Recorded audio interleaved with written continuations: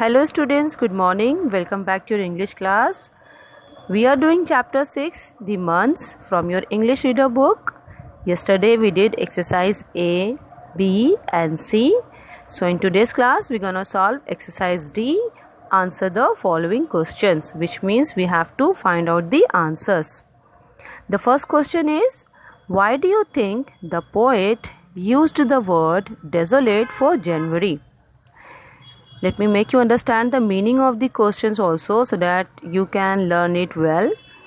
तो क्वेश्चन का मतलब क्या है कि आपको क्यों लगता है कि पोएट ने डेजोलेट वर्ड का यूज़ जनवरी के लिए क्यों किया? डेजोलेट मीन्स उजड़ा हुआ.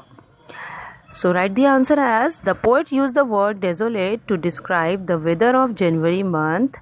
It leaves on us a picture of freezing temperature and emptiness of the landscapes.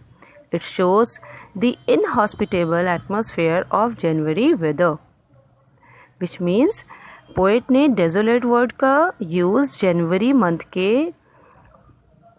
मौसम को दर्शाने के लिए किया है कि उस वक्त क्या होता है कि जमा देने वाली सर्दियाँ पड़ती हैं, जिसके वजह से जितने भी लैंडस्केप हमें नज़र आते हैं वो बिल्कुल खाली नज़र आते हैं, सुनसान दिखाई देता है हर तरफ.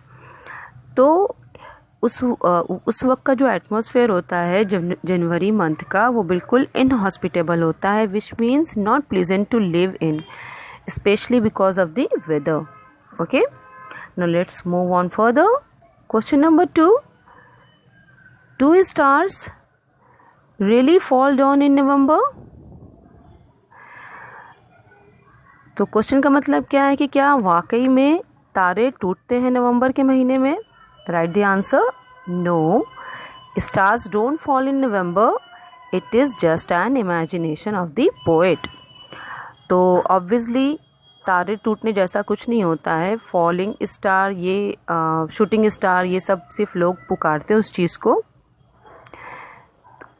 एक्चुअल में क्या होता है कि सिर्फ मीटरॉइड्स वो एक साथ गिरते हैं उस वक्त, तो वो तारे नहीं टूटते हैं. तो ऑब्वियसली आप आंसर में क्या लिखेंगे? No, stars don't fall in November.